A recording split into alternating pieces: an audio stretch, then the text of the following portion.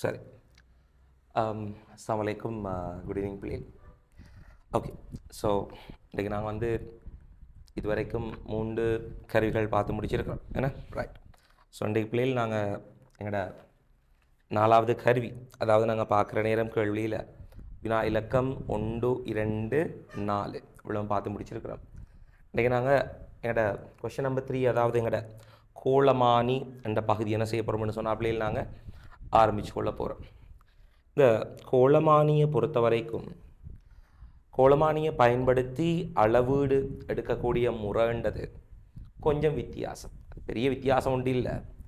கான்செப்டை சரியாக விளங்கி எடுத்த நீங்கன்னு சொன்னால் உங்களால் மிக இலகுவாக என்ன செய்யலாம் பிள்ளைகள், விளங்கி எடுத்துக்கொள்ள முடியுமா இருக்கு. சரியோ ரைட். ஓகே சரி, நாங்கள் ஆரம்பித்து கொள்வோம் எங்களோட பகுதியை. முதல்ல நான் என்ன செய்கிறேன்னு சொன்னால் பிள்ளைகள், படத்தை நான் இந்த இடத்துல முதலாவது வரைஞ்சு கொள்கிறேன், கோளமானியுடைய படம். சரியோ ரைட். அவதானிச்சு கொள்ளும்.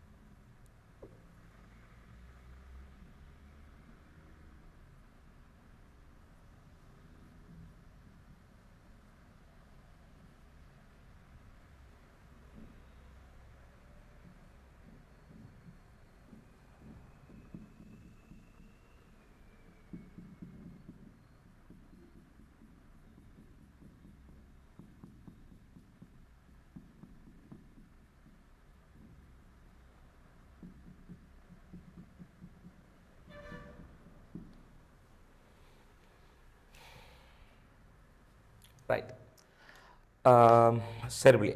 ஓகே. ஸோ நாங்கள் வந்து எங்களோட கோலமானி என்ற பகுதியை தான் இன்றைக்கி நாங்கள் என்ன செய்ய போகிறோம், டிஸ்கஷன் செய்ய போகிறோம். எனக்கு தெரியும் இதுதான் பிள்ளைகள் கோலமானி ஒன்றினுடைய வரைபடமாக என்ன செய்ய போகுதுன்னு சொன்னால் எங்களுக்கு காணப்பட போகுது.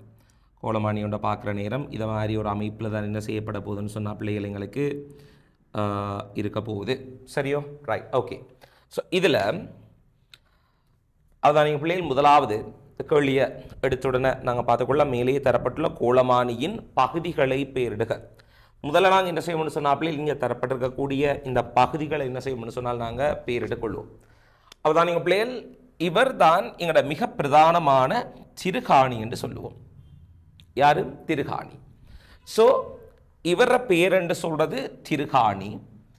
இவரை சுழற்றக்கூடிய இந்த அமைப்பினுடைய பேர் வந்த பிள்ளைகள் திருகுத்தலை அல்லது திருகாணி தலை. என்னது? திருகுத்தலை அல்லது திருகாணி தலை என்று நாங்கள் சொல்லுவோம். ரைட். பேர்களை நாங்கள் இந்த இடத்துல என்ன செய்யணும்னு சொன்னால் பிள்ளைகள் குறிச்சு கொள்ளும், அவதானிச்சு கொள்ளுங்க. இவர பேரெண்டு சொல்றது பிள்ளைகள், இவர பேரெண்டு சொல்றது திருகு தலை, திருகு தலை அல்லது திருகாணி தலை என்று சொல்லுவாங்க. அல்லது திருகாணி தலை, திருகுத்தலை அல்லது திருகாணி தலை என்று சொல்லுவாங்க பிள்ளைகள். ரைட். ஓகே. அடுத்த பார்த்தோம்னு சொன்னா பிள்ளைகள் இவர் இவர் யார் என்று பார்த்தோம் என்றால் எங்களுக்கு தெரியும், இவர் தான் எங்கட வட்ட அளவிடையாக காணப்படும். வட்ட அளவிடை, வட்ட அளவிடையாக என்ன செய்யப்பட போகுது பிள்ளைகள் எங்களுக்கு காணப்பட போகுது. சரியோ? ரைட். இவர் தான் திருகாணி அல்லது நடுத்திருகு என்று சொல்லுவோம். திருகாணி, திருகாணி அல்லது நடுத்திருகு என்று சொல்லுவோம் பிள்ளைகள். நடுத்திருகு,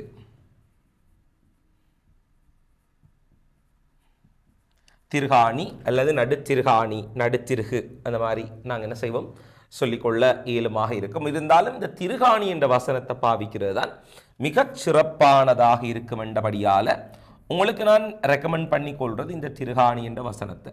ஓகே, ரைட். திருகாணி அல்லது நடுத்திருகண்டும் சொல்லுவாங்க. நான் இந்த இடத்துல திருகாணி என்று பாவிச்சு கொள்றேன். Okay, right. இந்த இடத்துல இவரை பார்த்தோம்னு சொன்னா பிள்ளைகள் இவங்க ரெண்டு பேரும் தான், இவங்க மூன்று பேரும் எங்களுக்கு தெரியும் கால்கள் என்று சொல்லி. இவங்க மூன்று பேர் என்று சொன்னா பிள்ளைகள் கால்கள், லெக்ஸ் என்று சொல்லுவோம். கால்கள். ஓகே, கால்கள் என்று சொல்லுவோம். ஸோ இவர் காலா இருக்கும், இவர் காலா இருக்க போது, இவரும் எங்களுக்கு என்ன இருக்கும்னு சொன்னா பிள்ளைகள் கால்களாக காணப்பட போகுது. இவருக்கு பிரதான அளவிடை என்று சொல்லுவாங்க, அல்லது பிரதான அளவிடை அல்லது ஏக பரிமாண அளவிடை என்றும் சொல்லுவாங்க, அல்லது நிலைக்குத்து அளவிடை என்ற வசனம் இந்த இடத்துல என்ன செய்வாங்கன்னு சொன்னா பிள்ளைகள் பாவிச்சு கொள்வாங்க. பிரதான அளவிடை, ஏக பரிமாண அளவிடை, நிலைக்குத்து அளவிடை என்று சொல்லி எங்களுக்கு என்ன செய்வாங்கன்னு சொன்னா பிள்ளைகள் பாவிச்சு கொள்வாங்க. நான் இந்த இடத்துல சொல்றேன் பிரதான அளவிடை. ஓகே, பிரதான அளவிடை என்ற வசனம் யூஸ் பண்ணி கொள்றேன். பிரதான அளவிடை. Okay, right. பிரதான அளவிடை அல்லது ஏக பரிமாண அளவிடை என்னும் சொல்லுவாங்க. ஏக பரிமாண அளவிடை அல்லது நிலைக்குத்து. இது நிலைக்குத்தா இருக்கிறதால நிலைக்குத்து அளவிடை என்னும் சில இடத்துல சில பேப்பர்களை பாவிச்சிருக்காங்க. இருந்தாலும் இந்த பிரதான அளவிடை, வட்ட அளவிடை என்ற வசனங்கள் என்றது இந்த இடத்துல சிறப்பாக இருக்கும்னு நினைக்கிறேன். அப்படிப்பட்ட வசனங்கள் வந்தால் எங்களோட பிள்ளைகளுக்கு தெரிஞ்சிருக்கணும் இது எப்படி நாங்கள் செய்யலாம்னு சொல்லி. ரைட். ஓகே, சரி பிள்ளை. ஸோ இதுதான் எங்களோட கோலமானியின் அமைப்பு, இதுதான் இவற்றினுடைய பெயர்களாக இருக்க போது. ஸோ முதலாவது கேள்வியில் மேலே தரப்பட்டுள்ள கோலமானியின் பகுதிகளை பெயரிடுகின்றதில் வடிவாக நாங்கள் என்ன செஞ்சிருக்கிறோம்னு சொன்னா பிள்ளைகள் உங்களுக்கு தெளிவாக இந்த இடத்துல சொல்லியிருக்கிறேன். சரியோ? ரைட். இதில் முதலாவது கேள்வி பெயரிட்டிருக்கிறோம். சரி, ஃபர்ஸ்ட் கேள்விக்குரிய ஆன்சர் நாங்கள் என்ன செய்யப்படுத்திருக்கிறோம். அடுத்தது இரண்டாவது கேள்வி. திருகின் குறியீடை தூரம் 1 மில்லிமீட்டரும் வட்டாளவுடைய பிரிவுகளின் எண்ணிக்கை 100 எனின் உபகரணத்தின் எளிவெண்ணிக்கையாது. ஸோ திருகாணி தத்துவம், திருகு தத்துவம் பயன்படுத்தக்கூடிய உபகரணங்கள் என்னென்ன? கோலமானி, அடுத்தது யாருன்னு பார்த்தோம்னு சொன்னாப்லே நுண்மானி திருகு கணிச்சு, மைக்ரோமீட்டர் ஸ்க்ரூ கேஜ். இவங்க ரெண்டு பேரும் தான் திருகாணி தத்துவம். வேனியர் தத்துவம் என்று சொல்றது வேனியர் எடுக்குமானியும் நகரும் நுணுக்கு காட்டியும் மூவிங் மைக்ரோஸ்கோப்னு சொல்றது. ஸோ இந்த திருகாணி தத்துவம் பயன்படுத்தக்கூடிய கருவிகளில் எங்களுக்கு சொல்ல முடியும் எளிவெண்ணிக்கை என்று சொல்றது குறியீடை தூரத்தின் கீழ் வட்ட அளவிடை பிரிவுகளின் எண்ணிக்கை என்று சொல்றது. புரியடை தூரத்தின் கீழ் வட்ட அளவிடை பிரிவுகளின் எண்ணிக்கை. ஆகவே நேரடியாக நான் எழுதி வர்றேன் லீஸ் கவுண்ட் இழிவெண்ணிக்கை என்று சொல்றது பிள்ளைகள். புரியடை தூரம் என்றது 1 மில்லிமீட்டர் என்று சொல்லப்படுது. வட்ட அளவிடை பிரிவுகள் எண்ணிக்கை என்று சொல்றது பிள்ளைகள் 100. ஆக இந்த கோளமானியினுடைய இழிவெண்ணிக்கை என்றது 0.01 மில்லிமீட்டராக என்ன செய்யப்பட போகுது பிள்ளைகள் காணப்பட போகுது. அப்படி இல்லைன்னு சொன்னா இன்னொரு வகையான கோளமானியங்களுக்கு தரப்படும். அது எப்படின்னு சொன்னா பிள்ளைகள் எக்ஸ்ட்ராவா நான் தரக்கூடிய ஒரு பாயிண்டாக இருக்க போகுது. வடிவாக தான் சொல்லுங்க. இன்னும் ஒரு சில கோளமானிகள்ல 0.5 மில்லிமீட்டர் புரியடை தூரமாகவும் வட்ட அளவு பிரிவுகள் எண்ணிக்கை என்று சொல்றது பிள்ளைகள் 50ஆகவும் காணப்படும். அதாவது 0.5 மில்லிமீட்டரை நாங்க 50ஆல வட்ட அளவுடைய பிரிவுகள் எண்ணிக்கை இங்க 100 இருக்கிற மாதிரி அங்கே எத்தனை இருக்குன்னு சொன்னா பிள்ளைகள் 50 இருக்க போகுது. 0.5 50ஆ பிரிச்சோம் சொன்னா 5 500 என்று சொல்றது 1 100 என்று சொல்றது 0.01 மில்லிமீட்டர். Okay right. ஸோ இப்படியான கருவிகளும் இருக்குது. இது உங்களுக்கு மேலதிகமாக நான் தந்திருக்கக்கூடிய ஒரு நோட். இந்த கேள்விக்குரிய ஆன்சர் என்று சொல்றது இங்க இருக்குது. சரியோ? எக்ஸ்ட்ராவாக நான் உங்களுக்கு தந்திருக்கிற ஒரு நோட்டாக உங்களுக்கு என்ன செய்யப்பட போகுது பிள்ளை இது எங்களுக்கு இருக்க போகுது. Okay right. மூன்றாவது கேள்வி. ஓகே மூன்றாவது கேள்வி. அதுக்கு முதல்ல இந்த புரியடை தூரம் சம்பந்தமா சொல்ற நேரம் இங்க இருக்கக்கூடிய இந்த வட்ட அளவுடைய இருக்கு தானே பிள்ளை. இந்த வட்ட அளவுடைய முழுமையான சுழற்சி உண்டாற்ற நேரம் வட்ட அளவுடைய முழுமையான சுழற்சி என்று சொல்லுதுன்னா ஃபுல் ரொட்டேஷன். ஒரு முழுமையான ஒரு ரொட்டேஷன் உண்ட நாங்கள் முழுமையாக ஆற்ற நேரம் பிள்ளைகள் 100 பிரிவுகள் சுழலும். அதே நேரத்தில் இந்த பிரதான அளவிடையில இந்த வட்ட அளவிடை என்றது இங்க இருக்குதான். இப்ப வட்ட அளவிடை இவர் நகரக்கூடிய தூரம் என்றது கீழே அல்லது மேலே நகரக்கூடிய தூரம் என்றது 1 மில்லிமீட்டர் நகரம். நான் சொல்ல விளங்கி இருக்குன்னு நினைக்கிறேன். இவரை பிடிச்சு வலஞ்சுழியா சுத்தினீங்கண்டா இங்க இருக்கிற திருகுத்தலை இருக்கு தானே பிள்ளைகள். இங்க இருக்கிற திருகுத்தலையை நீங்க வலஞ்சுழியாக இத மாதிரி ரொட்டேட் பண்ணீங்கன்னு சொன்னா திருகாணி என்று சொல்றது என்ன செய்யும்டா கீழே வரும். திருகாணி கீழே வரும். அப்ப இவர் இந்த வட்டாளுடைய கீழுக்கு வருவார். அவர் கீழுக்கு வரக்கூடிய தூரம் என்றது எப்படி உங்களுக்கு இருக்கும் என்று சொன்னா பிள்ளைகள் வட்டாளுடைய என்ன செய்வார் எங்களுக்கு கீழுக்கு வருவார். கீழுக்கு இருக்கக்கூடிய தூரம் என்றது இவர் முழுமையான சுழற்சி அடைகிற நேரம் 100 பிரிவுகள் சுத்துற நேரம் எங்களுக்கு கீழுக்கு வரக்கூடிய தூரம் என்றது 1 மில்லிமீட்டர் இருக்கு. இந்த திருகாணி நுனி இருக்கு தானே. இந்த திருகாணியின் நுனி கீழுக்கு இறங்குற தூரம் என்றது 1 மில்லிமீட்டர் இருக்கு. அல்லது இந்த வட்ட அளவுடைய கீழுக்கு இறங்குற தூரம் என்றது 1 மில்லிமீட்டர் இருக்கு. அதே மாதிரி தான் நான் சொல்ற மாதிரி 50 வட்ட அளவுடைய பிரிவுகள் இருக்கக்கூடிய ஒரு கோளமானி ஒன்றுல வலஞ்சுழியா முழுமையா சுழற்றினீங்கன்னு சொன்னால் 50 பிரிவு சுழற்றினா இவர் கீழுக்கு இறங்குற தூரம் என்றது 0.5 மில்லிமீட்டர். அப்ப 50க்கு 0.5 என்றால் 100க்கு 1 மில்லிமீட்டர் இறங்கி இருக்கும். அவ்வளவுதான் பேசிக்கான விஷயம். அப்ப 50 சுற்றுற நேரம் அல்லது 100 சுழற்ற நேரம் 1 மில்லிமீட்டர் கீழே இறங்குமெண்டா ஒரு பிரிவு சுழற்ற நேரம் 100 மில்லிமீட்டர் என்று சொன்னால் ஒரு பிரிவு சுழற்றினா எவ்வளவு இறங்கும் 0.01 மில்லிமீட்டர். அப்ப எங்களுக்கு கோளமானியில வட்டளவு பிரிவுல ஒரு பிரிவு சுழன்றா எவ்வளவு திருகாணி கீழே இறங்குமெண்டா 0.01 மில்லிமீட்டர். அப்ப எங்களுக்கு தெரிஞ்சிருக்கணும் ஒரு பிரிவு சுழன்றால் 0.01 மில்லிமீட்டர் கீழே இறங்கும். ஒரு பிரிவு எங்களுக்கு மாறி சுழன்றால் இடஞ்சுழிய சுழன்றால் 0.01 மில்லிமீட்டர் மேலே வரும். அப்ப 10 பிரிவு சுழன்றால் 10 பிரிவு ஒரு பிரிவுக்கு 0.01 மில்லிமீட்டர் என்றால் 10 பிரிவுக்கு 0.1 மில்லிமீட்டர்.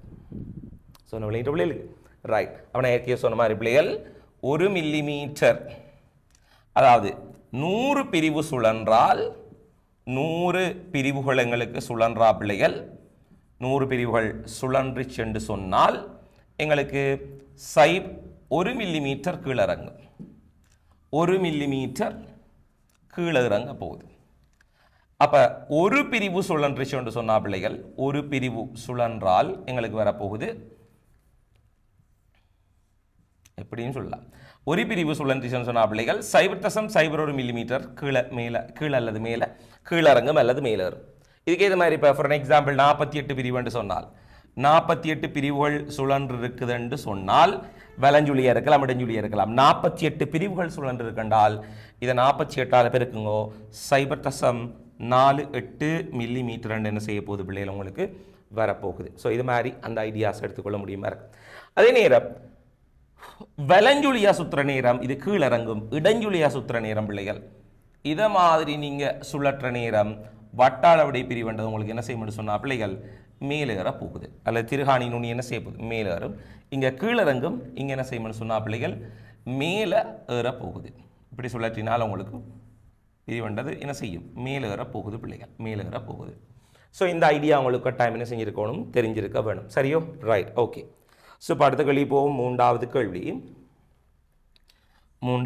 பிள்ளைகள் மூன்றாவது அவதான் சொல்லும் கோலமானியை பயன்படுத்தி பெறத்தக்க அளவீடுகள் 2 தருக கோலமானியை யூஸ் பண்ணி என்னென்ன தளர்க்கலாம்னு சொல்லி தெரிஞ்சிருக்க வேணும் முதல்ல ஒவ்வொரு கருவி எடுத்தாலும் அதுக்கண்டு சொல்லி பிள்ளைகள் ஸ்பெசிஃபிக்கான ஒரு சில விஷயங்கள் எங்களுக்கு இருக்குது பிள்ளைகள் அதுகளைத்தான் முதல்ல நாங்கள் என்ன செய்ய வேணும் கொடுக்க வேண்டி இருக்கு ரைட் இப்போ கோலமானியில் எடுக்கத்தக்க அளவீடு உண்டு மற்ற கருவிகளை எதை பயன்படுத்தினாலும் எங்களுக்கு எடுக்க முடியாதுன்னு சொல்லக்கூடிய அளவு என்ன தெரியுமா வளைவின் ஆரையை காணல் ஒரு கோலத்திண்ட அல்லது உருளையிண்ட ஒரு வளைவின் மேற்பரப்பிண்ட ஒரு வளைவான மேற்பரப்பிண்ட ஆரையை காணக்கூடிய செயற்பாடு அல்லது விட்டத்தை சுணியக்கூடிய செயற்பாடு என்று சொல்றது எங்களுக்கு கோலமானியை பயன்படுத்தி மட்டும்தான் செய்யலாம் வேறொன்னையும் யூஸ் பண்ணி எங்களுக்கு எடுக்க இயலாது சரியா பிள்ளைகள் விளங்குதோ ரைட் ஓகே ஸோ அதுதான் மிக பிரதானமானது அப்போ கருவிக்குரிய பிரதானமானது தான் ஃபர்ஸ்ட்டு கொடுக்க வேணும் அதுக்கு அடுத்த விஷயங்களை நீங்கள் என்ன செய்யலாம் பிறகு கொடுத்துக்கொள்ள முடியும் அப்போ வளைவின் ஆரையை துணிதல் ஸோ ஆன்சர் எழுதிக்கொள்கிறோம் பிள்ளைகள் இதுக்கு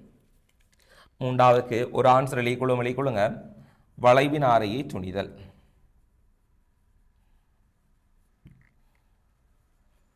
அதில் நீங்கள் இதெல்லாம் கோலம் ஒன்றின் வளைவினாரை துணிதல் என்றெல்லாம் அல்லது வில்லைகளில் குவி வில்லை குழி வில்லைகளில் வளைவின் ஆரையை துணிதல் பொதுவாக நான் சொல்றேன் வளைவின் ஆரையை துணிதல் வளைவின் ஆரையை துணிதல் அடுத்தது இவரை வச்சு நாங்கள் எடுக்கக்கூடிய இன்னொரு அளவீடு என்று சொல்வது பிள்ளைகள் சிறிய கண்ணாடி இந்த தடிப்பு கண்ணாடி வலிக்கு இந்த தடிப்பு என்ன செய்யலாம் அளக்கலாம் சிறிய தடிப்புகள் எங்களால் அளந்து கொள்ள முடியும் அப்புறம் எழுதுறேன் சிறிய தடிப்புகளை அளக்க முடியும் அப்புறம் இன்னும் கிளாரிட்டி எழுதுறேன்னு சொன்னால் சிறிய கண்ணாடி அல்லது கண்ணாடி வலிக்கியின் தடிப்பு அல்லது சிறிய தடிப்புகள் உங்களால் அளக்க முடியும் சிறிய தடிப்புகள் அல்லது கண்ணாடி வழுக்கி ஒன்றின்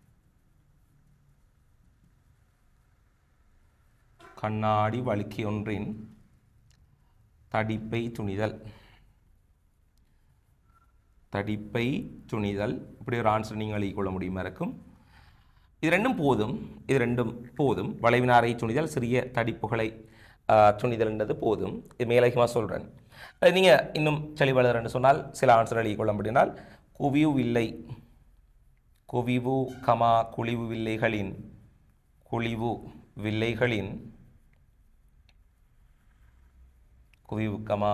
வில்லைகளின் வளைவின் ஆரையை துணிதல் வளைவின் ஆரையை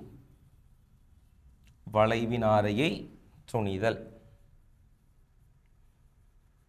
குழிவில்லைகளின் வளைவின் ஆரையை துணிதல் ஸோ இப்படியான ஆன்சர் என்ன செய்யலாம் எழுதிக்கொள்ள முடியுமா சரியோ ரைட் ஓகே ஸோ இது வந்து மூன்றாவது கேள்விக்குரிய ஆன்சராக எங்களுக்கு என்ன செய்யப்பட போகுது இருக்க போகுது ரைட் அடுத்தது நாலாவது கேள்விக்கு நாங்கள் இந்த இடத்துல போய்க்கொள்வோம் நாலாவது கேள்வி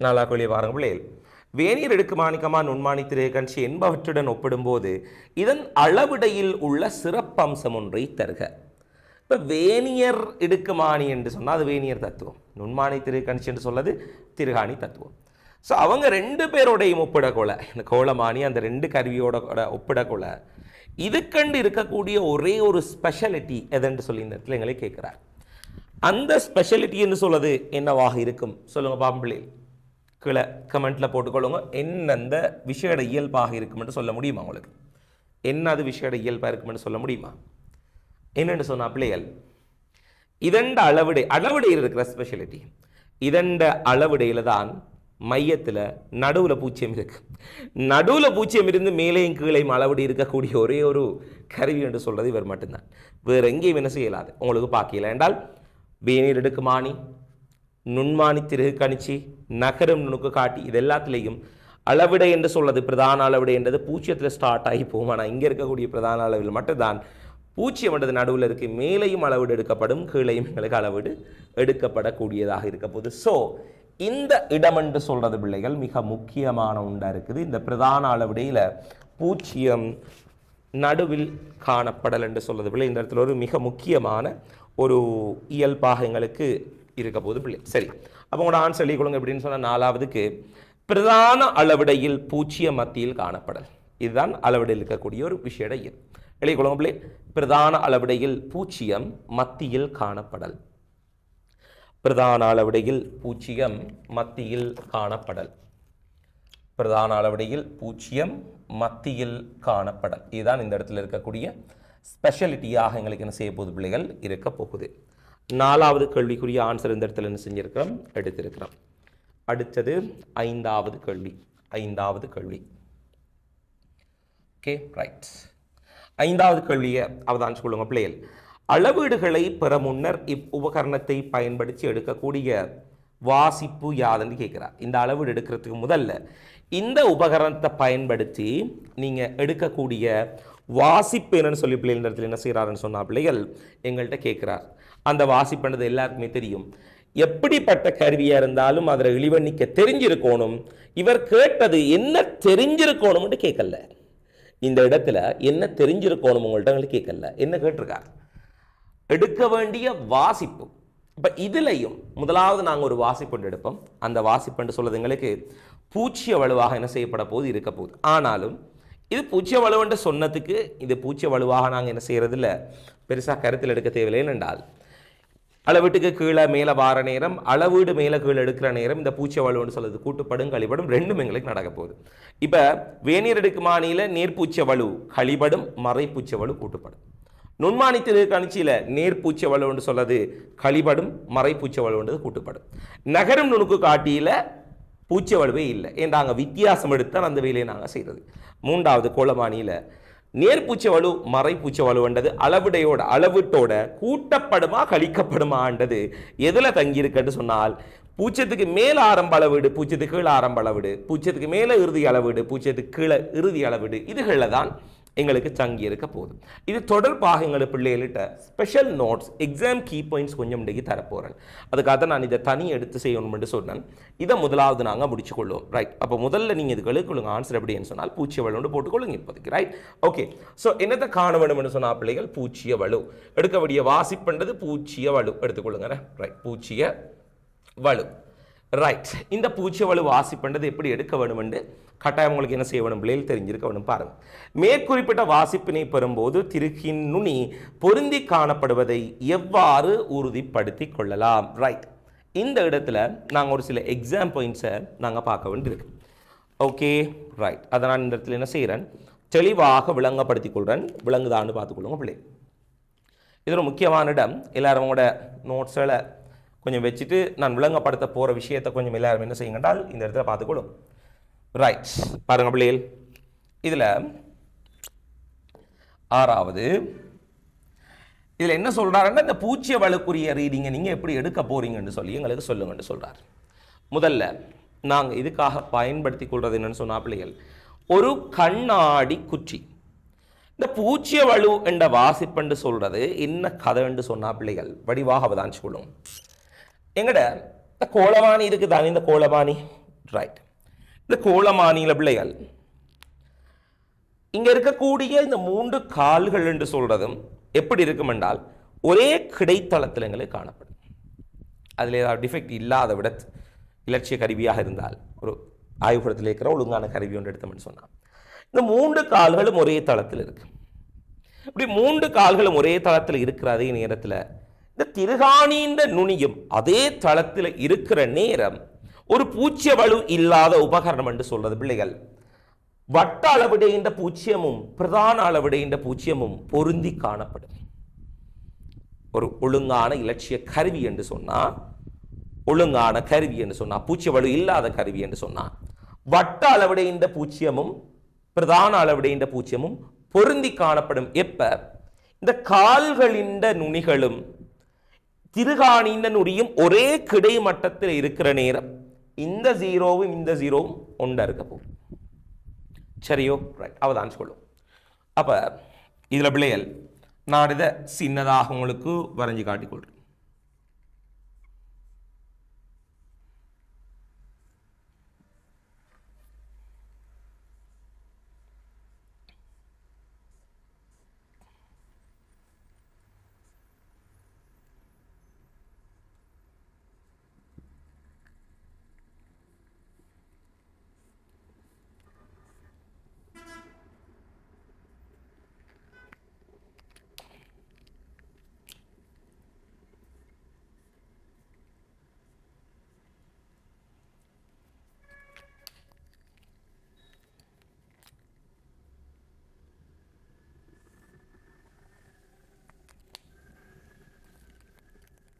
அவதானிங்க.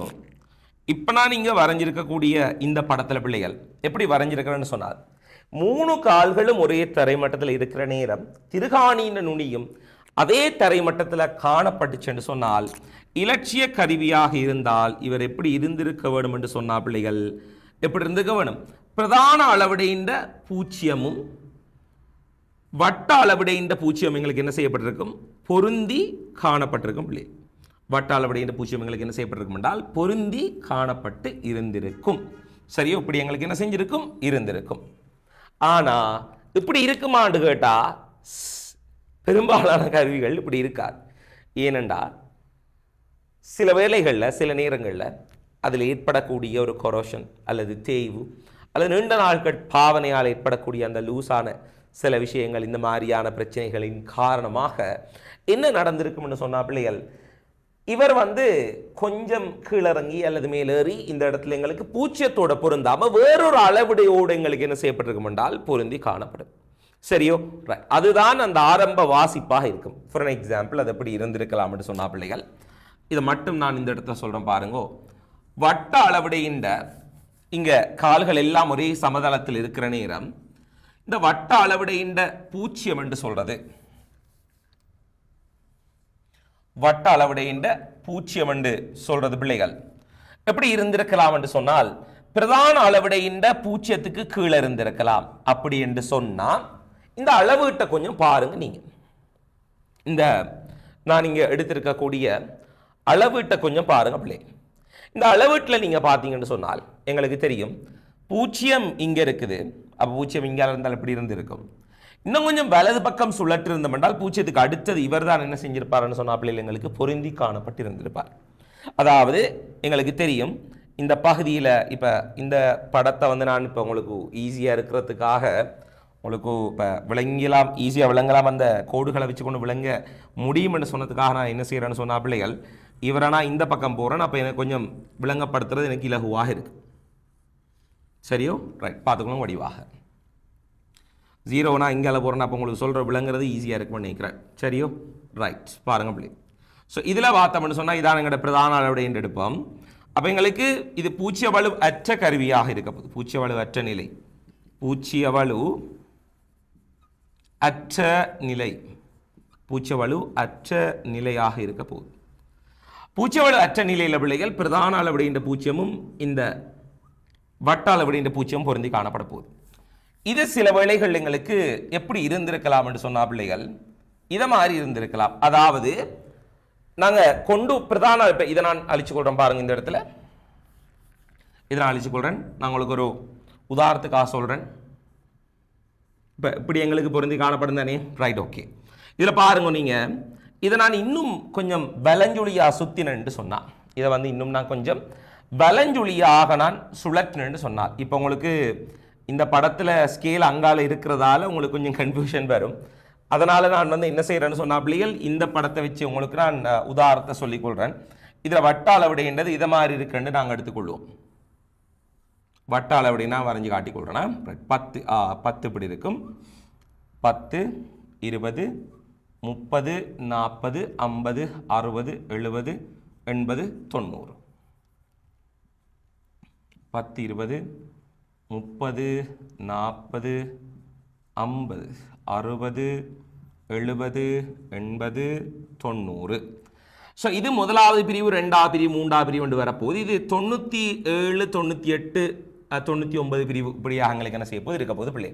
அப்போ நான் இப்போ சொல்லக்கூடியது இதோட கம்பேர் பண்ணிக்கொள்ளுங்க, உங்களுக்கு ஈஸியாக இருக்குமென்னு நினைக்கிறேன். சரியோ? ரைட்.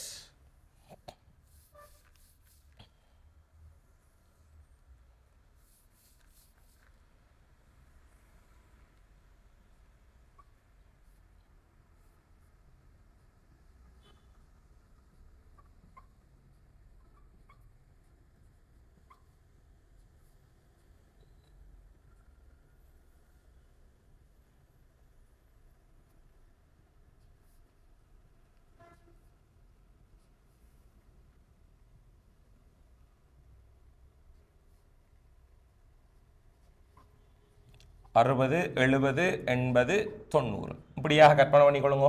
ரைட். ஸோ இதில் பிள்ளைகள் உங்களுக்கு இது முதலாவது ரெண்டாவது மூன்றாவது நாலாவது இருக்கும். இது 97 98 99 இந்த மாதிரி எங்களுக்கு பிரிவுகள் என்ன செய்யப்பட போனால் காணப்பட போகுது. இப்போ இவரில் தற்செயலாக ஒரு கொரஷன் ஒன்று ஏற்பட்டிருக்குன்னு எடுப்போம் பிள்ளைகள். சின்னொரு ஏதாவது நடந்து அல்லது ஏதாவது ஒரு சேதம் காரணமாக இந்த திரிகின்ற நுனி கொஞ்சம் தேஞ்சிருக்குன்னு எடுப்போம். வேறு காரணங்களும் நிறைய இருக்குது. இதுக்குள்ளே துருப்பிடிக்கிறது, அது இந்த வட்ட அளவிடை தேய்கிறது, இந்த வட்ட அளவிடை ஆடுற மாதிரி இருக்கிறது. ஸோ இந்த மாதிரி நிறைய பிரச்சனை இருக்குது. சரி, ஒவ்வொன்றா பார்த்துக்கொள்ளும். சரியோ, ரைட். ஸோ இப்படி எங்களுக்கு இருந்துச்சுன்னு சொன்னா பிள்ளைகள், இப்போ நாங்கள் இதை கொஞ்சம் இன்னும் கீழே இறக்க வேணும். வேற இதை தொடர்ச்சிய வேணும். தொடர்ச்சியறதுக்காக இன்னும் கொஞ்சம் கீழே இறக்க வேணும். அப்போ இன்னும் கொஞ்சம் வலஞ்சுழியாக நாங்கள் என்ன செய்ய வேண்டியிருக்கோம்னு சொன்னா பிள்ளைகள், திருப்ப வேண்டியிருக்கும். அப்போ இன்னும் வலஞ்சுழியா திருப்பின வேண்டு சொன்னா இந்த அளவிட இன்னும் வலஞ்சுழியாக நாங்கள் திருப்புற நேரம் எத்தனாவது பிரிவு எங்களுக்கு பொருந்தி காணப்படும் என்று சொன்னா பிள்ளைகள் பாருங்கோ, 0 இல்ல 98 அல்லது 97வது பிரிவு எங்களுக்கு என்ன செய்யும் சொன்னா பிள்ளைகள் பொருந்தி காணப்பட போகுது. இத மாதிரி எங்களுக்கு என்ன செய்யும் சொன்னா பிள்ளைகள் பொருந்தி காணப்படும். ஃபார் an எக்ஸாம்பிள், ஒரு 98வது பிரிவோட பிரிவென்று சொல்றது பிரதான அளவுடையோடு எங்களுக்கு என்ன செஞ்சிருக்கும் சொன்னால் பிரதான அளவுடைய தொட்டு கொண்டு இருக்கும். இன்னொரு விஷயம் சொல்லணும் என்னண்டா, இந்த வட்ட அளவிடை என்றது பிள்ளைகள் பிரதான அளவுடைய ஒரு இடத்துல மட்டும்தான் தொடும். ஏனென்றால் வட்டம் என்று சொல்றது உங்களுக்கு தெரியும் தானே. இப்ப இது நாங்க இந்த வட்டத்தை மேல இருந்து நாங்க பார்த்தோம்னு சொன்னா பிள்ளைகள், இந்த வட்டம் இவரை மேலுக்கு இருந்து நாங்க கோலமானிய பார்க்கிற நேரம் எப்படி இருக்கும்னு சொன்னா, இது வட்ட ஸ்கேல் ஒன்று இருக்கு, வட்டம் இருக்கும். இந்த இடத்துல ஒரு இப்ப இவரை மட்டும் கட் பண்ண மாட்டா, இந்த இடத்துல ஒரு புள்ளி மட்டும் தான் இருக்கு, அல்லது இப்படி ஒரு கோடு இருக்கும். இது மாதிரி ஒரு கோடு தானங்களுக்கு இப்ப இதை மேலுக்கு இருந்து பார்த்தோம்னு சொன்னா இப்படி தானங்களுக்கு இருக்க போகுது பிள்ளை. இது மாதிரி தாங்களுக்கு காணப்பட போகுது. ஏன்னு சொல்லுங்க. ஏனெண்டா எங்களுக்கு இந்த வட்டத்தை தொட்டு கொண்டு இருக்கிற பாயிண்ட் என்று சொல்றது இந்த இடத்துல ஒரு பாயிண்ட் தான் இருக்கு. அப்ப அந்த வட்டத்தை பிரதான அளவிடை தொடக்கூடிய அந்த இடம் தான் பிள்ளைகள் வட்ட அளவிடை என்ற வாசிப்பாக காணப்படும். வேற எந்த இடத்தையும் தொடாது, வேற எந்த இடத்தையும் என்ன செய்ய தொடாது. அப்ப வட்ட அளவிடை என்ற 98வது பிரிவோட பிரதான அளவிடை என்றது எங்களுக்கு தொட்டு கொண்டிருக்க சொன்னா பிள்ளைகள், இப்படிப்பட்ட ஒரு நிலைமையில தான் இவர் எங்களுக்கு இவரை காலண்டது இவரோட பட்டு கொண்டிருக்கன்னு சொன்னா இவரில் எங்களுக்கு ஒரு வாசிப்பு எடுக்க முடியுமா, முடியாதா? எடுக்க முடியும். அப்ப இது ஒரு வாசிப்பாக எங்களுக்கு இருக்க போது பிள்ளைகள். ஆக எங்களுக்கு பூச்சியத்தோட பூச்சியம் இப்ப திரிகின்ற நுனி எல்லாருமே கால்களும் திரிகின்ற நுனியும் ஒரே சமதளத்தில் இருக்கிற நேரம் எங்களுக்கு வாசிப்பும் கிடைக்கலாம், அல்லது பூச்சியம் பொருந்தியும் என்ன செய்யலாம், இப்படியாகவும் காணப்படலாம். இது பூச்சியோட அற்ற நிலை. இப்படிப்பட்ட நிலையில காணப்படக்கூடியதுக்கு நாங்க சொல்லுவோம் என்ன சொன்னா பிள்ளைகள், மறை பூச்சியவடு. ஏன் தெரியுமா? இங்க பாருங்க, பிரதான அளவுடைய பூச்சியம் இது வட்ட அளவுடைய பூச்சியம். இதை வலஞ்சுழியா திருப்ப கொள்ள எப்படி இறங்குவார் திருகாணி, கீழே இறங்குவார். கீழே இறங்கினார்னு சொன்னால் பூச்சியத்துக்கு கீழே இருக்கிற ஒரு இடத்துல பிள்ளை பொருந்திருக்கும். அதாவது இன்னும் தெளிவாக சொல்ல போனால் இது எங்கட பூச்சியமாக இருக்கும். இதான் எங்கட முதலாவது பிரிவா இருக்கும். 98வது பிரிவுன்றது இந்த இடத்துல எங்களுக்கு என்ன செய்யப்பட்டிருக்கும், பொருந்தி காணப்பட்டு எங்களுக்கு இருக்கும் பிள்ளைகள். இதான் எங்கட முதலாவது பிரிவு, இது பூச்சியம். சோ பூச்சியத்துக்கு கீழே அப்ப மேலுக்கு இருக்கிற முதலாவது பிரிவுன்றது இங்க எங்களுக்கு என்ன செய்யப்பட போது, காணப்பட போகுது. அப்ப இந்த நிலை என்று சொல்வது பிள்ளைகள் என்னவாக இருக்கும், மறை பூச்சிய வலுவாக எங்களுக்கு காணப்படும் பிள்ளைகள். மறை பூச்சிய வலு,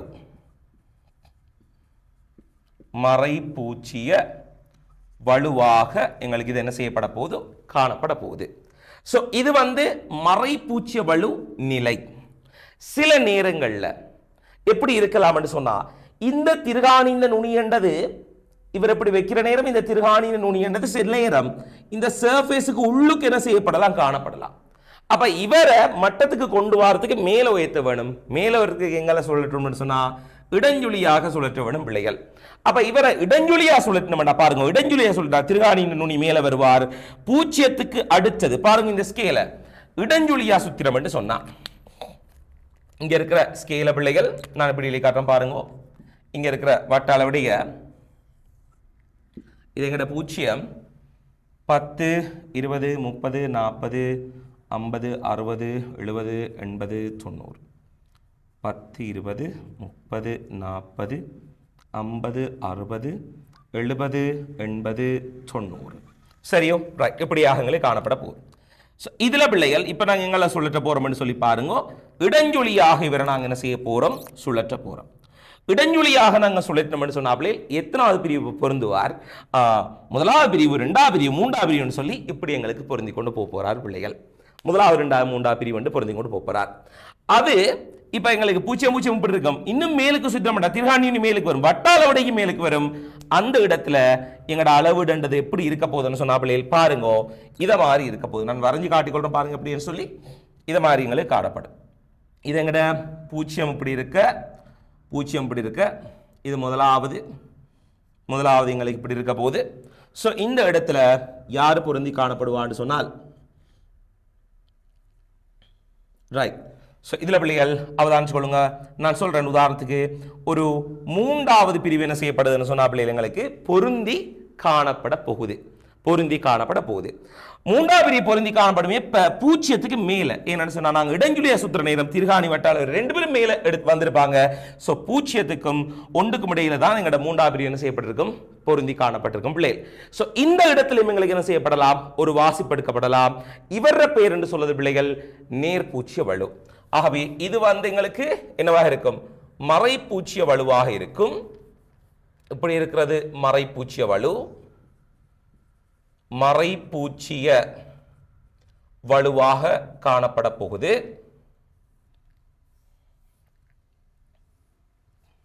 இவர் பிள்ளைகள் நேர்பூச்சிய வலுவாக இருக்கும். நேர்பூச்சிய வலுவாக காணப்பட போகுது. நேர்பூச்சிய வலு, மறைப்பூச்சிய வலு நாங்க எப்படி கால்குலேட் பண்ணுவோம் என்று சொன்னா பிள்ளைகள், மறைப்பூச்சிய வலு கால்குலேட் பண்ணக்கூடிய மெத்தட் என்று சொன்னால் எத்தனாவது பிரிவுகளுக்கு பொருந்தி காணப்படுகிறதோ மொத்த பிரிவுகள் எண்ணிக்கையிலிருந்து பொருந்தக்கூடிய பிரிவை கழிச்சு எளிவெண்ணிக்கையால பெருக்க வேணும். ஏன் சார் என்று சொன்னா நல்லா யோசிச்சு பாருங்க பிள்ளைகள். இதை நாங்க இந்த நிலைமையிலிருந்து இடஞ்சுழியா, அதாவது வலஞ்சுழியா சுத்துற நேரம் தான், வலஞ்சுழியாக சுத்துற நேரம் தான் எங்களுக்கு யார் ஏற்பட்டது என்று சொன்னால், வலஞ்சுழியா சுத்துற நேரம் தான் எங்களுக்கு ஏற்பட்டவர் யார் என்றால் இந்த மறைப்பூச்சி வலு. இடஞ்சுழியா சுத்துற நேரம் தான் எங்களுக்கு உருவானவர் யார் என்று கேட்டா பிள்ளைகள் நேர்பூச்சிய வலு. சோ பாருங்க, 0 பொருந்தி காணப்படுற அந்த நிலைமையில கருத்தில் எடுத்து பாத்தீங்கன்னு சொன்னா வலஞ்சுழியா சுத்துற நேரம், வலஞ்சுழியா ஒரு பிரிவு சுத்தினா இந்த இடத்துல யாரு பொருந்தி காணப்பட்டிருப்பா, 99 ஆகுது. ஏன்டா இது கீழே இருக்கிறது 99 தானே, அடுத்து பொருந்தி காணப்படுற 99 தான் எங்களுக்கு வரப்போகுது. ஸோ ஒரு பிரிவு சுத்தினா 99 இருக்க போகுது. அப்ப உண்மைக்கும் சுத்தினது ஒரு பிரிவு, ஆனா ரீடிங் காட்டுறது 99. அந்த 99 அந்த 1 எப்படி இருக்கலாம், 100ல இருந்து 99 கழிச்சா 1. அதான் அங்கே இருக்கிற வேற ஒன்றும் இல்லை. சரியோ? அப்ப இதுக்கு பிறகு நீங்க மனசுல வச்சு கொண்டிருக்கக்கூடிய என்ன சொன்னால், 0க்கு கீழுக்கு நீங்க எடுக்கிற எல்லா வாசிப்பிலையும் 0க்கு நீங்க கீழுக்கு எடுக்கிற எப்படிப்பட்ட ஆரம்ப வாசிப்பாகவும் இருக்கலாம், இறுதி வாசிப்பாகவும் இருக்கலாம். 0க்கு கீழே எடுக்கக்கூடிய வாசிப்புகள் அனைத்திற்குமே நீங்க என்ன செய்ய வேண்டும் என்று சொன்னா பிள்ளைகள், பொருந்துற பிரிவிற்கு தானே, பொருந்துற பிரிவை நீங்க 100ல இருந்து கழிச்சு தான் எளிவெண்ணிக்கையால பெருக்க வேணும். இந்த வட்டாள விடைன்ற வாசிப்பு எடுக்கிற நேரம். அப்ப இங்க வட்டாள விடைன்ற வாசிப்புன்னு சொல்றது பிள்ளைகள் நல்ல விளை கொள்ள வேண்டும். 0க்கு கீழே எடுக்கிற வாசிப்புகள் அனைத்திலையும், அது ஆரம்ப வாசிப்பா இருக்கலாம், 0 காண்ற வாசிப்பா இருக்கலாம், அல்லது கடைசி எடுக்கிற வாசிப்பா இருக்கலாம். எப்படிப்பட்ட நிலையிலையும் 0க்கு கீழே நீங்க எடுக்கிற வாசிப்புகள்ல வட்டாளவுடைய பிரிவு 100ல இருந்து கழிச்சு எடுக்க வேண்டும். சரியோ? ரைட். அப்ப நான் என்ன செய்ய போறேன், இந்த இடத்துல மறைப்பூச்ச வலுவை காண போறேன். சோ மறைப்பூச்ச வலு என்று சொல்லக்கூடியது பிள்ளைகள் எப்படியாக எங்களுக்கு இந்த இடத்துல வரப்போகுதுன்னு சொன்னா பாருங்க, 100 - 98 தர எளிவெண்ணிக்கை என்று சொல்றது 0.01 மில்லிமீட்டர். ஆக எங்களுக்குரிய மறைப்பூச்சிய வலுவண்டது என்ன வரப்போகுதுன்னு சொன்னா பிள்ளைகள் என்ன வரும் சொல்லுங்க. அப்போ 2 மில்லிமீட்டராக என்ன செய்யப்பட போது காணப்படும். 100ல 98 2 தர 0.01 பிள்ளைகள் பெருமானம் வரப்போது 0.02 மில்லிமீட்டர். 2 இல்ல 0.02 மில்லிமீட்டர். ரைட். நேர்பூச்சிய வலுவுக்கு பார்த்தோம்னு சொன்னா பிள்ளைகள், நேர்பூச்சிய வலுவுல அல்லது 0க்கு மேல நீங்க எடுக்கக்கூடிய அனைத்து வாசிப்புகளையும் வட்டாளவிடை வாசிப்பு பெற நேரம், நான் சொல்லக்கூடிய வசனம் கடு முக்கியம், வட்டாளவிடை வாசிப்பு பெற நேரம் பிள்ளைகள், வட்டாளவிடை பிரிவு எத்தனாவது பொருந்ததோ அது தர எளிவெண்ணிக்கை அவ்வளவுதான். அது இதுல நீர்பூச்சி வலுவிலையும் 0க்கு நீங்க மேல் எடுக்கக்கூடிய எந்த வாசிப்புலையும் வட்டாளவிடை பிரிவு ரீடிங் எடுக்கிறோம்னு சொன்னா நேரடி ரீடிங் மட்டும்தான். எத்தனாவது பொருந்ததோ அத்தனாவது. 100ல இருந்து கழிக்கலாம் இல்லை. பூஜ்ஜியத்துக்கு கீழே எடுக்கக்கூடிய எல்லா ரீடிங்லையும், இது பூஜ்ஜியத்துக்கு கீழே எடுக்கிற எல்லா ரீடிங்லையும் அது ஆரம்பத்தில் எடுக்கிறதால அது வலுவாக இருக்கும் அல்லது இறுதியாக எடுக்கிற ரீடிங்காகவும் இருக்கும். எங்களுக்கு கட்டாயம் வட்டாள பிரிவு ரீடிங் எடுக்கிற நேரம் 100ல இருந்து கழிச்சு தான் எடுக்க வேண்டும். சரியோ? இங்க நேரடியான வாசிப்பு, நேரடியாக தர 3வது. ஸோ 3 தர 0.01 மில்லிமீட்டர் ஈக்குவல் டு 0.03 மில்லிமீட்டராக காணப்பட போகுது. இவர் மறைப்பூச்சிய வலு, இவர் நேர்பூச்சிய வலுவாக காணப்படும் பிள்ளைகள், நேர்பூச்சிய வலு. சரியோ? ரைட். இதில் என்ன செய்ய கண்டால் இதெல்லாம் கட்டாயம் நீங்கள் எழுத வேணும். நாங்கள் என்ன அந்த கேள்விக்குரிய ஆன்சருக்கு வரல, உங்களுக்கு முக்கியமான சில விஷயங்களை எக்ஸாம் பாயிண்ட்ஸை நான் இந்த இடத்துல விளங்கப்படுத்தி கொண்டிருக்கிறேன். சரியோ? ரைட். ஏண்டா கோலமானியை பொறுத்த வரைக்கும் எவ்வளவுதான் படித்தாலும் எங்களோட பிள்ளைகளுக்கு தெளிவு குறைவு. நாங்கள் தியரி படித்த பிள்ளைகள் வந்து நல்லா செய்து கொள்வாங்க. ஆனால் மற்ற ஆக்களை கொஞ்சம் பார்த்தோம்னு சொன்னால் அவங்களுக்கு கோலமானியில் நிறைய சிக்கல்கள் இருக்கிறதால இந்த விஷயத்தை நான் கொஞ்சம் சொல்லிக்கொண்டு போகிறேன். சரியோ? ரைட். எக்ஸாம்பிள் என்னோட போட்டு இந்த விஷயத்தை போஸ்ட் பண்ணி என்ன செய்யுங்க, எழுதிக்கொள்ளுங்க பிள்ளைகள். அதோட நான் சொல்லக்கூடிய மேலதிக அந்த நோட்டையும் எழுதிக்கொள்ளுங்க பிள்ளை. நோட் ஒன்று போட்டுக்கொள்ளுங்க. நோட் ஒன்று போட்டுக்கொள்ளுங்க பிள்ளைகள் வடிவா. ரைட். நோட் ஒன்று போட்டு எழுதிக்கொள்ளுங்க. நோட்டில் எழுதிக்கொள்ளுங்க பிள்ளைகள். எப்படி என்றால் பிரதான அளவிடையின் பூஜ்ஜியத்துக்கு கீழ் எடுக்கக்கூடிய அனைத்து வாசிப்புகளிலும், இப்படி இல்லைங்க, பிரதான அளவிடையின் பூஜ்ஜியத்திற்கு கீழ் எடுக்கப்படும் அனைத்து வட்ட அளவிடை வாசிப்புகளும்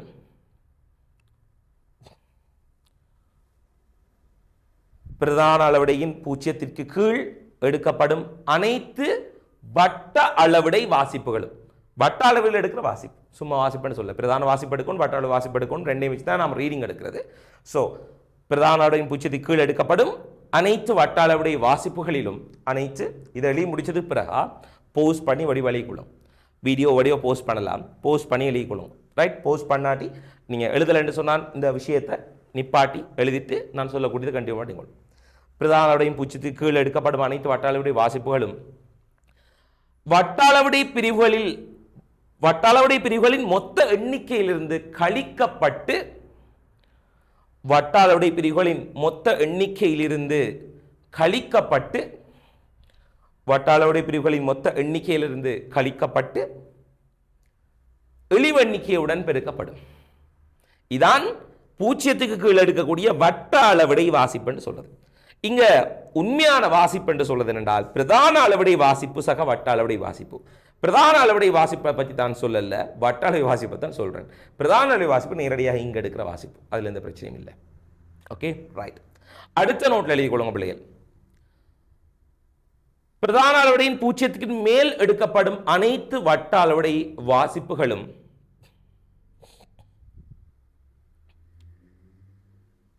அனைத்து வட்ட அளவிடை வாசிப்புகளும் பிரதான அளவிடையின் பூஜ்ஜியத்துக்கு மேல் எடுக்கப்படும் அனைத்து வட்ட அளவிடை வாசிப்புகளும் அனைத்து வட்ட அளவிடை வாசிப்புகளும்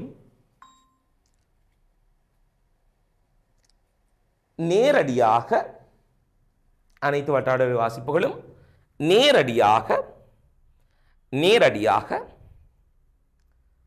இழிவெண்ணிக்கையுடன் பெருக்கப்படும். நேரடியாக இழிவெண்ணிக்கையுடன் பெருக்கப்படும்.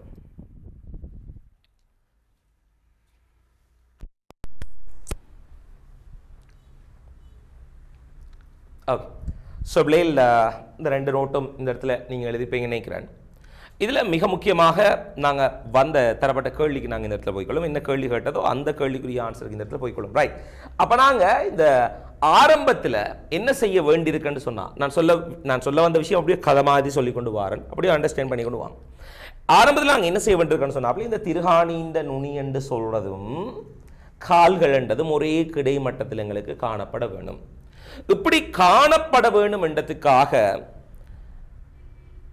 இந்த ஆரம்ப வாசிப்பை இப்படி ஃபிளட்டா இருக்கிற நேரம் ஒரு ரீடிங் எடுப்போம்.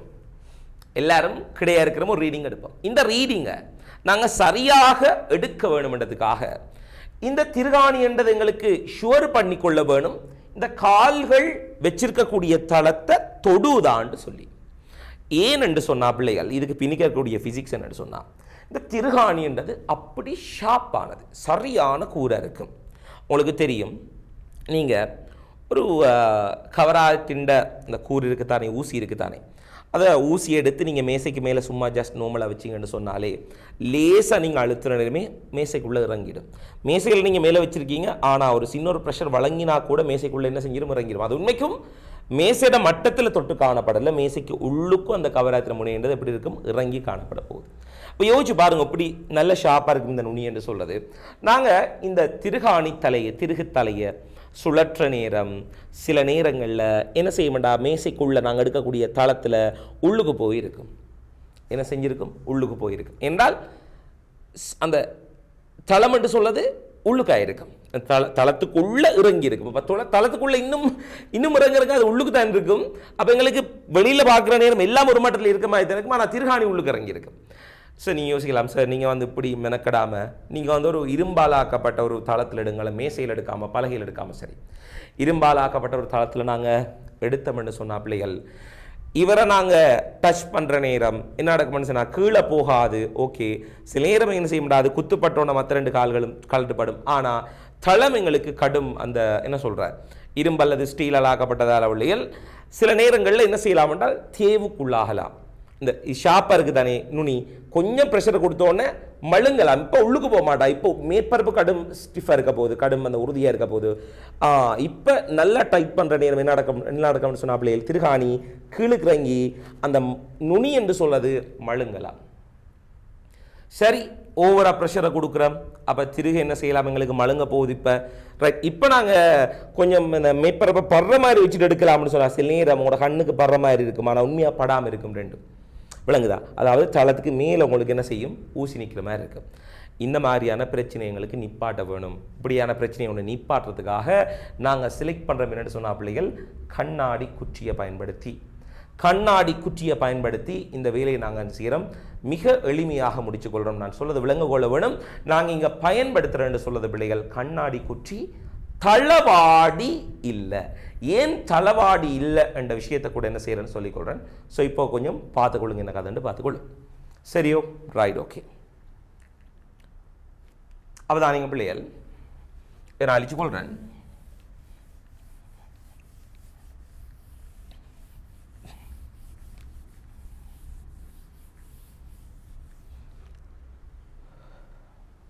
ஒரு கண்ணாடி ஒன்றை நாங்கள் பார்த்தோம்னு சொன்னால் பிள்ளைகள், கண்ணாடி ஒன்றை நாங்கள் எடுத்து பார்த்தோம்னு சொன்னால் நாங்கள் ஒளிமுறிவில் படிச்சிருக்கிறோம். எப்படின்னு சொன்னால் ஒரு கண்ணாடி ஒன்றுக்குள்ள பிள்ளைகள் என்ன நடக்கும்னு சொன்னால் ஒளிமுறிவு எங்களுக்கு என்ன செய்யும், நடக்கும். கண்ணாடிக்குள்ள ஒளிமுறிவுன்றது நோமலாக நடக்கும் தானே எங்களுக்கு. எஸ், ஒளிமுறிவுன்றது நோமலாக எங்களுக்கு என்ன செய்ய போகுது, நடக்க போகுது. சரியோ, ரைட். அவதானிக்கோ எப்படின்னு சொல்லி பார்ப்போம். இந்த இடத்துல ஒரு ஒளிக்கதிர் என்று சொல்றது பிள்ளைகள் இந்த கண்ணாடி மேற்பரப்புக்கு வார நேரம், ஒளிக்கதிர் என்று சொல்றது கண்ணாடி மேற்பரப்புக்கு வார நேரம். இந்த ஒளிக்கதிர் எங்களுக்கு செவ்வனை நோக்கி என்ன செய்யும் சொன்னா பிள்ளைகள் முறிவடை. செவ்வனை நோக்கி முறிவடையும் ஒளிக்கதிர். செவ்வனை நோக்கி முறிவடைஞ்ச ஒளிக்கதிர் என்று சொல்லுது. பிறகு என்ன செய்யும், செவ்வனை இந்த பக்கம் செவ்வனை விலத்தி முறிவடைஞ்சு இது மாதிரி வரும். நாங்கள் லைட்டில் படிப்போம் பிள்ளைகள். எப்படின்னு சொன்னால் லைட் தியரியில் நாங்கள் படிச்சிருப்போம். எப்படின்னு சொன்னால் இங்கே இருக்கிற ஊடகமும் இங்கே இருக்கிற ஊடகமும் ஒரே ஊடகமாக இருந்தால் இடையில எத்தனை ஊடகம் இருந்தால் கூட இந்த 2 ஒளிக்கதிர்களும் உள்ள நுழையக்கூடியதும் வெளியே வரக்கூடிய ஊடகம் என்று சொல்வது ஒன்றா இருந்தால் உள்ள நுழையக்கூடிய கதிரும் வெளியே வரக்கூடிய கதிரும் ஒன்றுக்கொன்று சமாந்தரமாக இருக்கும். இவர் இதோட செவ்வனோடு இவர் ஆக்கக்கூடிய கோணம், செவ்வனோடு இவர் ஆக்கக்கூடிய கோணம் ஒன்றாக எங்களுக்கு என்ன செய்யப்படும் சொன்னால் காணப்படும். சொல்ல வந்த விஷயத்துக்கு வாரம் பிள்ளைகள், ஒரு கண்ணாடி ஒன்றுக்குள்ள ஒரு ஒளிக்கதிர் படுற நேரம் பிள்ளைகள் 100% கதிர்கள் எங்களுக்கு உள்ளுக்கு பட்டுச்சு என்று சொன்னால் 100% ஒளிக்கதிர்கள் எங்களுக்கு உள்ளுக்கு பட்டிருந்துச்சுன்னு சொன்னா பிள்ளைகள் அந்த 100% கதிர்களில் 90% கதிர்கள் என்றது ஒளி முறிவுக்கு உள்ளாகும். 90% கதிர்கள் ஒளி முறிவுக்கு உள்ளாகும் பிள்ளைகள். ஒளி முறிவுக்கு என்ன செய்ய போகுது, எங்களுக்கு உள்ளாக போகுது. மிகுதியாக இருக்கக்கூடிய 10% கதிர்கள் என்று சொல்றது பிள்ளைகள் அந்த மேற்பரப்புல தெறிப்படையும். 10% கதிர்கள் இந்த மேற்பரப்புல தெறிப்படையும். சோ பெரும்பான்மையான கதிர்கள் கண்ணாடிக்குள்ளுக்கு முறிவடைய 10% கதிர்கள் கண்ணாடியில் என்ன செய்யும் என்று சொன்னா பிள்ளைகள் தெறிப்படைய போகுது. பகுதியாக நிறைய கதிர்கள் வந்து அதில் கொஞ்சம் என்ன செய்யும், தெறிப்படையும். இப்படி தெறிப்படையக்கூடிய கதிர்களை நாங்கள் சொல்லுவோம் என்னன்னு சொன்னால், இப்படி தெறிப்படையக்கூடிய இந்த நிகழ்வுக்கு நாங்கள் சொல்லுவோம் பிள்ளைகள், கண்ணாடியில் ஏற்படக்கூடிய பகுதி தெறிப்பு என்று சொல்லுவோம். உங்களுக்கு தெரியும், இந்த பகுதி தெறிப்புன்ற கான்செப்ட்ல நான் போன வருஷம் பேப்பர் கிளாஸ் செய்கிற நேரம் லைட்ல ஒரு கேள்வி நான் செய்து காட்டிருந்தேன். வானவில் உருவாகிறதுக்கான மிக முக்கியமான காரணம் இங்க இருக்கக்கூடிய பகுதி தெறிப்பு. பகுதி தெறிப்பால் உருவாகக்கூடிய வானவில்களால் இந்த செகண்டரி பிரைமரி என்று சொல்லக்கூடிய 2 வானவில் ஒன்றில் விளங்கும் தெரியுமா, அப்படியான சில சம்பவங்கள், இன்ட்ரெஸ்டான சில நிகழ்வுகள் நடக்கும். தொடர்பாக நாங்கள் பிறகு நாங்கள் படிக்கிற நேரம் பார்த்துக்கொள்வோம். ஸோ இந்த விஷயம் உங்களுக்கு தெரிய வேணும். அப்போ இந்த 10 விதமான கதிர்களும் என்ன செய்யும் என்றால் பகுதி தெறிப்படையும். பகுதி தெறிப்படையும் பகுதி தெறிப்படையும் பிள்ளைகள். ஸோ நாங்கள் ஒரு கண்ணாடி ஒன்று, எனக்கு முன்னுக்கு ஒரு கண்ணாடி ஒன்று இருக்குன்னு சொன்னால், கண்ணாடிக்கு முன்னுக்கு நான் நின்றால் பின்னுக்கு இருக்கிறது நல்ல தெளிவாக எனக்கு விளங்கும். ஆனால் அதில் நீங்கள் பார்த்துருப்பீங்க எந்த உருவமும் லேசங்களுக்கு தெறிப்படைஞ்சு விளங்கும். அதைத்தான் நாங்கள் சொல்லுவோம் பகுதி தெறிப்பண்டு. முறிவின் காரணமாகத்தான். இப்போ அங்கே ஒருத்தர் இருக்கிறான்னு சொன்னால் அவர் ஒளிக்கதிர்ன்னு சொல்றது கண்ணாடிக்குள்ளால் முறிவடைஞ்சு எந்த கண்ணுக்குள்ளே வருது. ஸோ எனக்கு அங்கே இருக்கிறவர் மிக தெளிவாக பார்க்கலாம். அதோட என்ன கொஞ்சம் மங்கலாக தான் பார்க்கலாம். எந்த உருவம் கண்ணாடியில் லேச தெறிப்படையும். அதைத்தான் சொல்லுவோம் பிள்ளைகள் பகுதி தெறிப்புன்னு சொல்லி. அப்ப இந்த பகுதி தெறிப்பை பயன்படுத்தி தான் இப்ப நான் செய்ய போற வேலையை நாங்கள் என்ன செய்ய போறோம் பிள்ளைகள். சரியோ, ரைட், ஓகே. ஸோ இன்றைய வகுப்புல பிள்ளைகள் நான் என்ன செய்யறேன்னு சொன்னால், இந்த இது வரைக்கும் கொஞ்சம் நீங்க நோட் பண்ணி கொள்ளுங்க. இன்றைய வகுப்பை நான் இதோட நான் என்ன செய்ய போறேன்னு சொன்னா பிள்ளைகள் நாங்கள் கம்ப்ளீட் பண்ணி கொள்ள போறோம். சரியோ, ஏன்னு சொன்னா பிள்ளைகள் ஒரு சில மிக முக்கியமான வேலைகள் இந்த இடத்துல இருக்கு. மற்றது சாட்டர்டே உங்களோட ஷெடியூல் இல்லை, வளமையான உங்களோட வகுப்பு நடக்கிறது என்று சொல்லி பார்த்தோம் என்று சொன்னா பிள்ளைகள் திங்கள் செவ்வாய் அதே நேரம் வியாழன் வெள்ளி இதான் எங்கட ஷெடியூலா இருக்கும். சாட்டர்டே எக்ஸாமுக்குரிய நாள் பாருங்க பிள்ளைகள், திங்கள் மண்டே டியூஸ்டே, அடுத்தது பிள்ளைகள் தேர்ஸ்டே ஃப்ரைடே. இந்த நாட்கள்ல உங்களோட ரிவிஷன் வகுப்புன்னு சொல்றது பிள்ளைகள் 9 மணியிலிருந்து 10:30 மணி வரைக்கும் உங்களுக்கு என்ன செய்யணும்னு சொன்னா பிள்ளைகள் நடக்கும். அதோட சேர்த்து எக்ஸாம் என்று சொல்றது வீக்லி எக்ஸாம் சாட்டர்டே நடக்கும். வீக்லி எக்ஸாம் என்று சொல்றது வேற, மந்த்லி எக்ஸாம் என்று சொல்றது வேற. வீக்லி எக்ஸாம் என்று சொல்றது பிள்ளைகள் அந்த வீக்குக்கான தரப்பட்ட படித்த விஷயங்களுக்குள்ள எங்களுக்கு வரக்கூடிய சில எம்சிக்யூ ஸ்ட்ரக்சர்ஸ் எதுவாகவும் இருக்கலாம். அதுக்குரிய ஆன்சர்ஸை நாங்கள் என்ன செய்வோம், அப்லோட் பண்ணுவோம், ரேங்காக படிக்கணும், ஆன்சர்ஸை ஸ்கீமோட போடுவோம். படித்த விஷயமா தான் இருக்கும், அதில் புதிய விடயங்கள் சிலது இருக்காது. அப்படி 1-2 இருந்தால் அதை மட்டும் நாங்கள் கிளாஸ் போகிற நேரம் டக்குன்னு எக்ஸ்பிளைன் பண்ணி கொள்வோம். இது வீக்லி எக்ஸாம். ஸோ சாட்டர்டே என்று சொல்கிறது பிள்ளைகள் சேம் டைமில் எக்ஸாம் உங்களுக்கு நடக்கும். வீக்லி எக்ஸாம் உங்களுக்கு இருக்கும். வீக்லி எக்ஸாம் இதுவும் என்ன சேம் டைம் தான், இதுவும் உங்களுக்கும் சேம் டைம் தான் இந்த வீக்லி எக்ஸாம் இருக்க போது. ஆக பார்த்தீங்கன்னு சொன்னால் வாரத்தில் உங்களுக்கு கிட்டத்தட்ட 6 மணித்தியாலங்கள் இங்கே வரும். இங்கே ஒரு நேரத்தில் 7:30 மணித்தியாலத்துக்கிட்ட வரும்.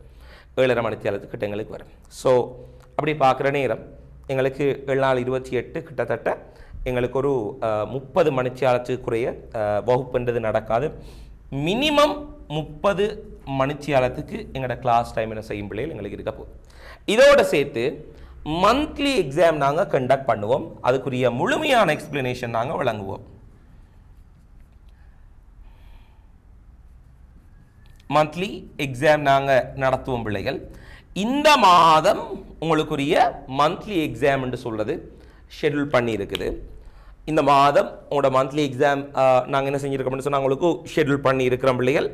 அது எப்போ எங்களுக்கு நடக்கும் என்று சொன்னால் 27, 28, 30 27, 28, 30 இந்த நாட்களில் உங்களோட monthly exam MCQ structures monthly exam நடக்கும். இது நாங்கள் Z ஸ்கோர் அடிப்படையில் ஒரு முழுமையாக ஒரு எக்ஸாம் மாதிரி நடந்து இந்த ஃபிசிக்கல் கிளாஸஸ் ஆன்லைன் கிளாஸஸ் வரக்கூடிய எல்லாரையும் சேர்த்து எடுத்து இந்த வகுப்பை நாங்கள் என்ன செய்வோம் உங்களுக்கு தெளிவாக செய்து கொள்வோம் பிள்ளைகள். இதை நீங்கள் ஒருக்கா என்ன செய்ய வேணும், வடிவாக விளங்கி எடுத்துக்கொள்ள வேணும். சரியோ, ரைட், ஓகே. அந்த அடிப்படையில் இந்த வீக்குக்கான இந்த ஃப்ரீ செஷன்ஸ் என்று சொல்கிறது எங்களுக்கு இதோட முடிவடையுது. உங்களுக்கு பிள்ளைகள் இந்த வகுப்புக்கு ஜாயின் பண்ண வேணும்னு சொன்னால் வடிவாக என்ன செய்யலாம், எங்களோட வகுப்புக்கு நீங்கள் ஜாயின் பண்ணிக்கொள்ளலாம். எங்களோட அட்மினை கண்டக்ட் பண்ணி என்ன செய்யலாம், இந்த வகுப்புக்கு ஜாயின் பண்ணிக்கொள்ள முடியும்னு சொன்னால் முடியும் பிள்ளைகள். உங்களுக்கு செய்யக்கூடிய இந்த வீக் கிட்டத்தட்ட ஒரு 30 ஹவருக்கு வரும் எங்களோட கிளாஸ் டைம். இதோட சேர்த்து எங்களோட மந்த்லி எக்ஸாம்ன்றது 5 ஹவர்ஸ். ஸோ அது 35 சேர்ந்து வரப்போகுது. மினிமம் லெக்சர்ஸ் மட்டும் குறைஞ்சது 24 மணித்தியாலத்துக்கு மினிமம் நடக்கும். ஆக குறைஞ்சது நடக்கும். ஆனால் அதை விட கூட தான் நடக்கும் உங்களுக்கு. அதை மற்ற ஷுவராக சொல்லிக்கொள்கிறோம் உங்களுக்கு. சரியோ? Right, okay. ஸோ பிள்ளைகள் இதை மாதிரி எங்களுக்கு நாங்கள் செய்து கொள்வோம். அடுத்த விஷயம், இந்த மாதம் நாங்கள் ஆரம்பிச்சிருக்கிறோம். ஸோ இதால் கொஞ்சம் பிகினிங்கில் கொஞ்சம் ஸ்லோவாக தான் நாங்கள் போய் கொண்டிருக்கிறோம். போக போக எங்களோட வேகங்கள் கூட வேணும். உங்களோட வேகம் கூடுற அதே நேரத்தில் நானும் வேகத்தை கூட்டி கொண்டு போவேன். ஸோ அது பிறகு நாங்கள் தெளிவாக பார்த்துக்கொள்ள முடியும். ஸோ இந்த ஷெட்யூல் எங்களுக்கு 28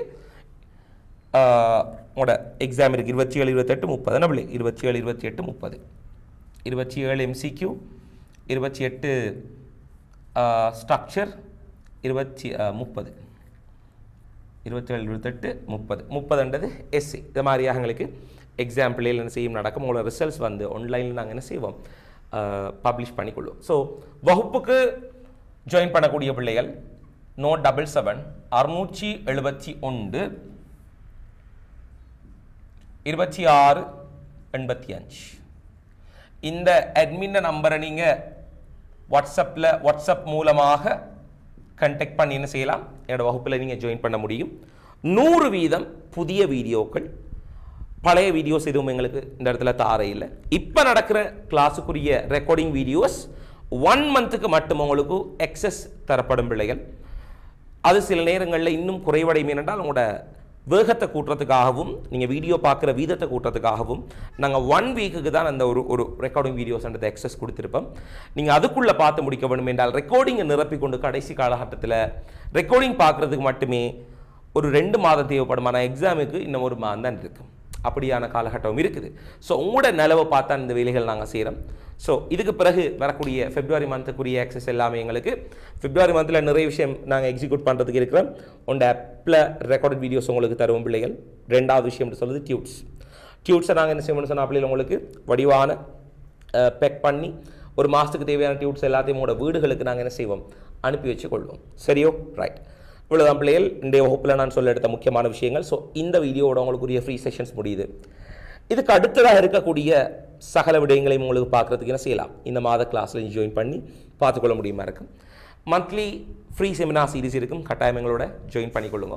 ஸோ பிள்ளைகள் ஸ்ரீலங்காவில் நடந்து கொண்டிருக்கிற தமிழ் மீடியம் ஃபிசிக்ஸ் கிளாஸில் குவாலிட்டியான வீடியோஸோட HD தரத்தில் முறைமையாக சரியான வழிப்படுத்தலோட சரியான கைடன்ஸோட சரியான எக்ஸ்பிளனேஷன் வீடியோட நடக்கக்கூடிய ஒரே ஒரு வகுப்புன்னு சொல்கிறது நிறைய வகுப்புகள் நடக்கும். அதில் நானும் குறிப்பாக சொல்லிக்கொள்கிறேன், எங்களோட வகுப்புன்றது பிள்ளைகள் ஒரு முதன்மையான வகுப்பாக இருக்கும்ன்றதில் எந்த விதமான சந்தேகமும் இல்லை.